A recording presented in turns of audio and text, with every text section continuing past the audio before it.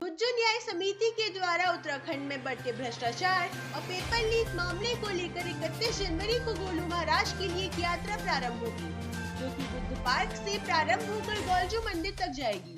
वहीं समिति के सदस्यों ने बताया कि जिस प्रकार से उत्तराखंड के अंदर महिलाओं के साथ बदसलूकी, पेपर मांग मामले और युवाओं के साथ भाजपा सरकार खिलवाड़ कर रही है, जिसके लिए गोलजू न्याय समिति के द्वारा यह यात्रा 31 जनवरी को प्रारंभ होगी, जो गोलजू मंदिर में समाप्त होगी और गुरु महाराज के सामने अर्जी रखी जाएगी, जिससे गोलजू महाराज सबका न्याय करेंगे।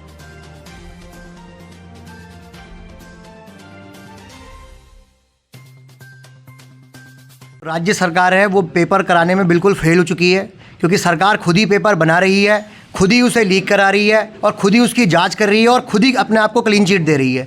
तो हमारी सितंबर माह से हमने महाआक्रोश रैली भी की थी। हमारी यही मांग है, सीबीआई जांच कराई जाए, क्योंकि बिना सीबीआई जांच के, बिना थर्ड एजेंसी के आप लोग कैसे अपने आप को क्लीन चिट दे सकते हैं। और आप देख सकते हैं कि दूसरा जो हमारी इसमें अर्जी लगाने का मसला है वो ये है कि अंकिता भंडारी जैसे हत्याकांड हुआ और अभी तक उसमें कोई जांच नहीं हुई है, वीआईपी का नाम नहीं मिला है।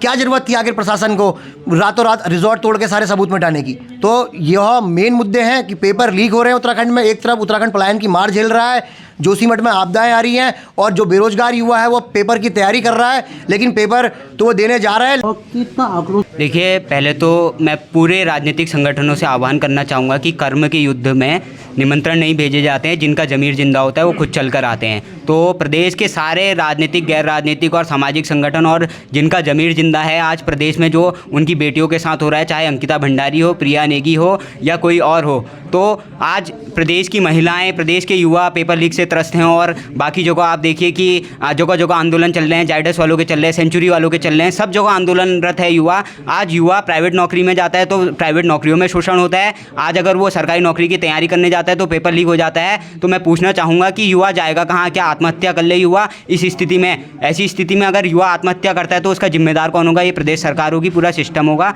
और जब आज पूरा सिस्टम फेल हो चुका है तो हम पूरे प्रदेश के राजनीतिक, गैर राजनीतिक संगठनों का आह्वान कर रहे हैं, चलिए हमारे न्याय के देवता गुलजू माने जाते हैं और हमें पौराणिक मान्यताओं में पूर्ण विश्वास है कि जब सब फेल हो जाते हैं तो गुलजू न्याय करते हैं। तो हम जा रहे हैं गुलजू दरबार, जिसमें हम लोग प्रदेश के सभी लोगों की अर्जी हम गुलजू दरबार में लगाएंगे और गुलजू से निवेदन करेंगे कि सरकार को भी सद्बुद्धि दे और पेपर जितने भी लीक हो रहे हैं उन पे जो है लीकेज बंद करने के लिए। उत्तराखंड में दिन प्रतिदिन पेपर लीक होते जा रहे हैं और उसमें दोषियों को सज़ा नहीं हो पा रही है।